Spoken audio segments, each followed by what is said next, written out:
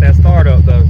What's going on, everybody? I got probably 30 minutes, give or take, before it gets dark here, so I'm gonna try to fool with the old 86 here a little bit real quick. Mainly this carburetor. I've been having problems trying to get it to idle. I mean, I've tried the mixture screws, timing, I checked the power valve, I've cleaned it out. Which, I mean, when I first got the carburetor, it was full of rust and corrosion, so it might still have some passages or ports or something blocked in there that I couldn't get sprayed out with carb cleaner, compressed air. So we're gonna fire this thing up, fiddle around with it a little bit here before it gets dark. It really acts like it's got a vacuum leak. That's how it acts, but I mean, I've sprayed carb cleaner, starting fluid and stuff around the intake, around the base of the carburetor. I mean, everywhere, around fittings and plugs and all that good stuff. I mean, I ain't found any vacuum leaks anywhere, so I mean, I don't know what the hell the deal is there. Oh, and as far as all the damn pine straw, I mean, I'm in the South. I'm in the dirty South, South Mississippi. None but pine trees. Look, the whole ground is literally caked in pine straw. So there's going to be pine straw under the damn hood when you don't have a hood on it. And the reason I don't have a hood on it is because I've been working on the truck, and I didn't want to put the hood on it until I knew everything was going to be good and didn't have to pull the distributor out again or anything like that, because it's just easier to have the hood off. I like to climb over in the engine bay a lot and work on stuff, especially if it's something way back there. So I usually keep the hood off of stuff until I got it pretty much done, and I know I ain't gonna need to get back there to anything. I still need to hook up a few grounds and stuff, but might go ahead and put the hood back on it just for the hell of it. That way I won't have to listen to y'all bitch about pine straw being everywhere.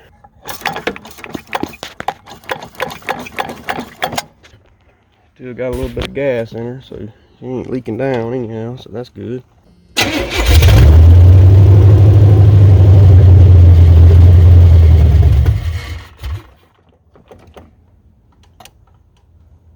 Old cold start, baby.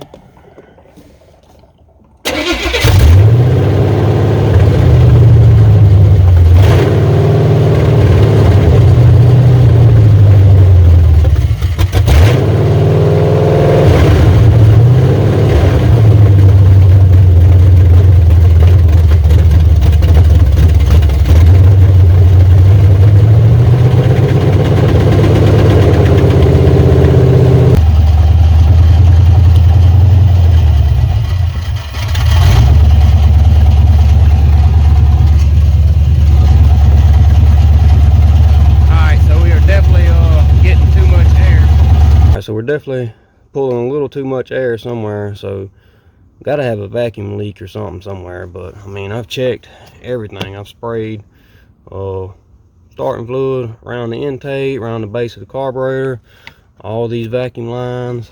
I mean, I ain't found no vacuum leak, so I don't know where the hell it could be at. I guess I'll try all that again, see if we can find it. But if you notice, with the choke all the way open, it'll try to die, and then I can close it to about right there, and it'll idle perfect, you know, 700-800 RPM like it should. So we definitely are sucking some air somewhere, that's for sure. Gotta be a vacuum leak or something somewhere. Do like that and it wants to die. With the choke like that, it'll sit here and idle and runs fine. You can get in the truck here, mash the brake, put it in gear, goes in gear. Don't try to stall or idle up and down or any of that crap.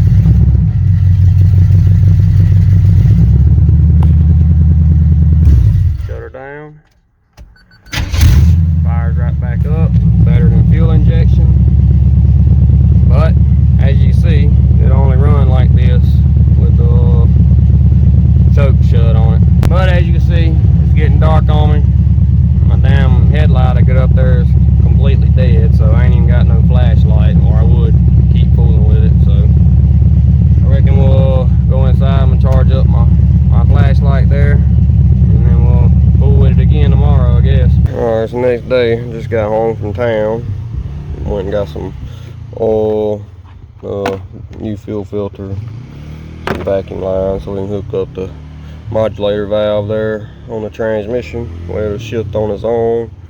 I grabbed a can of carb cleaner just to have it in case I pull the carburetor back off and pull it back apart or something like that. Figured I might could use it to try to find a vacuum leak. And I'm hoping it don't rain on me. As you can see, it's already been drizzling a little bit.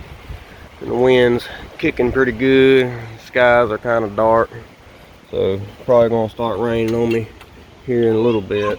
But we're gonna try to get a little bit done on this thing anyhow. A little bit low on oil, not a whole lot, just a little bit. Go ahead and top her off here. New fuel filter here, we're gonna put that on there. Before we do, I'm gonna pull the fuel line off and a little bit of gas pump into a jug or a bottle or something, just to make sure the fuel that's coming out of the line is still nice and clean. Ain't got no rust or nothing like that in it. Yeah, fuel coming out of the filter there. Just pulled off of it pretty clean, so I don't think we're gonna worry about that. Just gonna throw this new fuel filter on there and roll with it. Nice new filter on there. I like them see-through filters. It's just nice to be able to see fuel, whether you know if it's nasty or if you're even getting fuel at all. I meant to grab a daggone another battery terminal in there. Totally forgot about it, and I just remembered when I went to hook it up. But about to fire this thing up, let her sit here and run. I guess I'm gonna spray some of this around the intake and base of the carburetor and wherever else we might have a vacuum leak. See if we can figure out where this thing might be pulling air from. Gas looks good. Need to route the line where it'll pull it over like that a little bit, so it's gonna somehow get over there in the fan belt. That wouldn't be no good. I also forgot to get a damn VCV valve. I always forget something.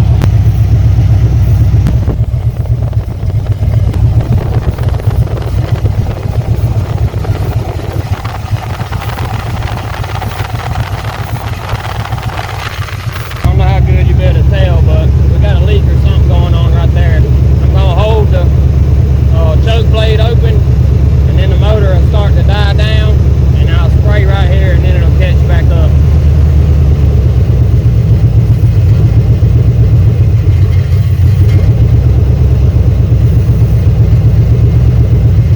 Goes to die down, spray right there, it catches up. Dies down, spray right there, it catches up. After fooling with this thing forever and ever, I think we may have finally figured out where we're leaking air out. Well, figured out the vicinity the air is coming from. I don't know where exactly it'd be leaking from though, unless it's leaking between the base plate and the main body, or if there's something, the linkage or something. I don't think it's underneath there, because I spray under there, it don't seem to make no difference. But if I spray in this area right here, it'll catch back up. So we must be sucking air maybe from right there between the base plate and the main body. I knew it wasn't all me. I mean, like I said before, I ain't no carburetor guru, but I mean, I know the basics, you know what I mean? Power valve, idle mixture screws, you know. I know how all that works. Transition slot, you know. I know the basics about carburetors, so you know, I knew there was something else going on why I couldn't figure this thing out. I knew whenever it started running good with the choke blade shut off, that meant that we had a vacuum leak. But now I just gotta figure out what the deal is here. You can see a little bit of a gasket poking out right there, so I don't know if maybe somebody pulled the main body apart from the base plate before and didn't put the right gasket on it, or didn't tighten it up good, or what. But I guess we're about to pull her off of there and see what we can find out, because that's definitely what the problem is. Let me fire it back up one more time and see if we can get a better representation of what's going on here.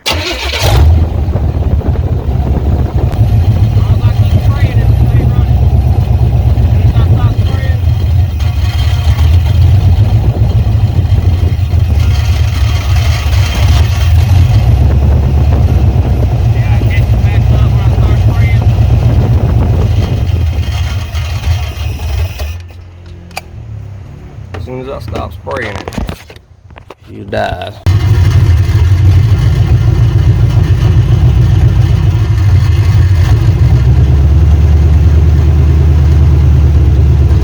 So I've came to the conclusion that I've done got a little too obsessive with making this carburetor act right. So I'm just gonna say screw it. I'm just gonna let her run like she is, because I mean this carburetor ain't permanent on here anyhow. I was just trying to get it to run half-assed decent for the time being, but I mean I found out the problem anyhow. I know what's wrong with it. Pretty sure it's between the base plate and the main body.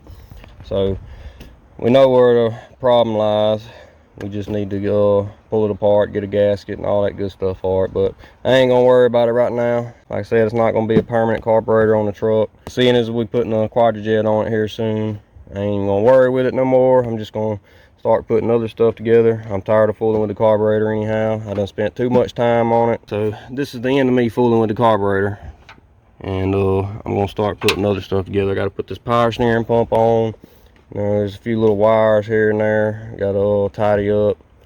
And I need to pull this back off so I can get the power steering pump on easier. Gotta put the bottom part of the fan shroud on. Little odd end things. Probably gonna put the hood on. And I really want to get some collectors and stuff so I can hook up the exhaust. Really want to do that. I'm tired of hearing these open headers. Yeah, done fooling with the carburetor.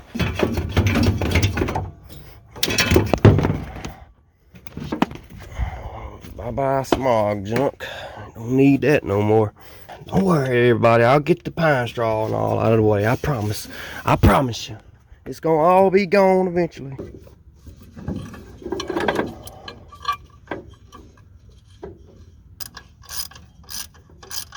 Our power steering pump sitting up here anyhow. Looks like it's gonna line up pretty good. These things come with manifolds. They usually have a couple more brackets on them, but I got these 2 bolts in it, and then I figured I could take and cut out a piece of metal to go from here to right there, and I believe she'll be bolted up pretty good. Which I mean, these 2 bolts here would probably hold it, but kind of need something on the outside here too, so the pump won't be able to flex like that. Got our power steering pump on there. Just gotta tighten these up. Tighten that little thing up right there. Belt is pretty tight. I mean, it's mighty close to the pulley right there, but it should be alright. Like I said, I need to make a bracket go from here to here. As you can see, it's a little bit wobbly there. And but got our belts back on here. We got half our serpentine style belt for that part on there. It should be a-okay until we can get a new one day. I've been meaning to get another belt literally every time I go to the parts store and forget every single time. But we'll get another belt eventually, probably once that one finally breaks and I have no choice but to get one. I'll probably end up putting that carburetor on the Ranger eventually, but when it comes to that, we'll get the vacuum leak situation figured out on it then. Power steering's working good. It's just whining a little bit, but it might go away after we get some good power steering fluid to put in it and flush it out a couple times.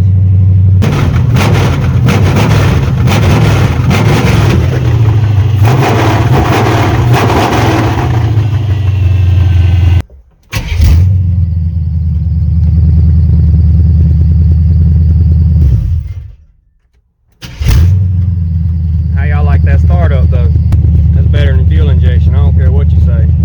Damn fuel injection don't even start up that quick. And I know one of y'all is gonna have something to say about the zip ties, so I'm gonna go ahead and say screw you.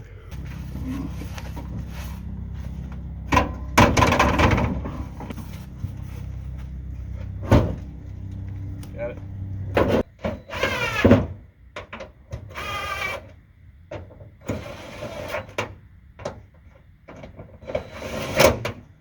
Alright, let's see how this baby shuts. Make sure everything looks good. Oh yeah. Didn't even have to slam her hard. I guess I'm about to wrap this one up. We got a little bit done. Not a whole lot, but we got the power steering pump on there.